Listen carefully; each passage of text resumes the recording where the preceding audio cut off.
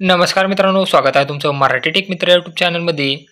महाराष्ट्रामध्ये मुख्यमंत्री माझी लाडली बहीण योजना 1 जुलै रोजी सुरू होणार आहे. म्हणजे याचे ऑनलाईन अर्ज 1 जुलै रोजी सुरू होतील आणि याची अर्ज भरण्याची अंतिम तारीख 15 जुलै असणार आहे. यामध्ये ज्या ज्या महिलांना यासाठी अर्ज करायचा आहे त्यासाठी कोणती कोणती कागदपत्रे लागणार आहेत याबद्दलची माहिती आपण या व्हिडिओमध्ये जाणून घेणार आहोत. ज्या ज्या महिला या योजनेसाठी अर्ज करू इच्छित आहात त्यांच्यासाठी ही कागदपत्रे आवश्यक असणार आहेत. त्यामुळे तुम्हाला ही कागदपत्रे काढून घ्यावी लागतील. ती कागदपत्रे कुठली आहेत याबद्दलची माहिती आपण या व्हिडिओमध्ये जाणून घेऊ. तर पहा, सदर योजनेमध्ये लाभ मिळण्याकरिता खालीलप्रमाणे कागदपत्रे सादर करणे आवश्यक आहे. योजनेचा लाभासाठी ऑनलाईन अर्ज. या योजनेचा लाभ घेण्यासाठी तुम्हाला ऑनलाईन अर्ज सादर करावा लागेल. त्यानंतर लाभार्थ्याचा आधार कार्ड, म्हणजे ज्या महिलेचा तुम्ही अर्ज भरत आहात त्या महिलेचा आधार कार्ड. त्यानंतर महाराष्ट्र राज्याचे अधिवास प्रमाणपत्र किंवा महाराष्ट्र राज्यातील जन्मदाखला.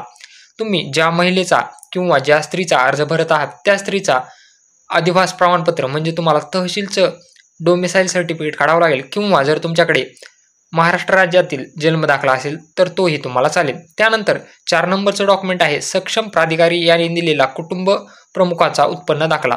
तर तुम्हाला कुटुंब प्रमुख, म्हणजे समजा तुम्ही एका स्त्रीचा अर्ज भरत असाल तर कुटुंब प्रमुख जो कोणी असेल त्या स्त्रीचा नवरा असेल किंवा सासरा असेल त्यांच्या नावाचा तुम्हाला जो आहे तो तहसीलचा उत्पन्न दाखला काढायचा आहे, जो की 2.5 लाखाच्या आतमध्ये असायला पाहिजे. 2.5 लाखाच्या जास्त जर असेल तर ते याच्यासाठी पात्र असणार नाहीत.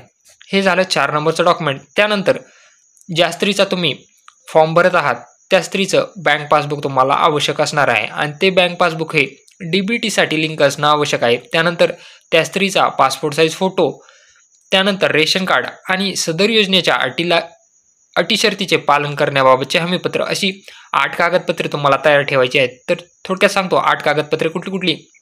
योजनेचा ऑनलाईन फॉर्म, लाभार्थ्याचा आधार कार्ड, डोमिसाईल सर्टिफिकेट, उत्पन्न दाखला, bank passbook, passport size photo, ration card आणि हमीपत्र, अशी ही तुम्हाला 8 कागदपत्रे तयार ठेवायची आहेत, जेणेकरून तुम्हाला या योजनेमध्ये लाभ घेता येईल. जर व्हिडिओ आवडला असेल तर चॅनलला नक्की सबस्क्राईब करा आणि बेल आयकॉनला प्रेस करायला विसरू नका. तुम्हाला उत्पन्न दाखल्यासाठी कोणती कागदपत्रे लागणार आहेत, तसेच महाराष्ट्र राज्याचं डोमिसाईल सर्टिफिकेट काढण्यासाठी कुठली डॉक्युमेंट लागणार आहेत याबद्दलचा व्हिडिओ आपण अगोदरच आपल्या चॅनलवर टाकलेला आहे. त्याची लिंक तुम्हाला मी डिस्क्रिप्शन बॉक्समध्ये देतो.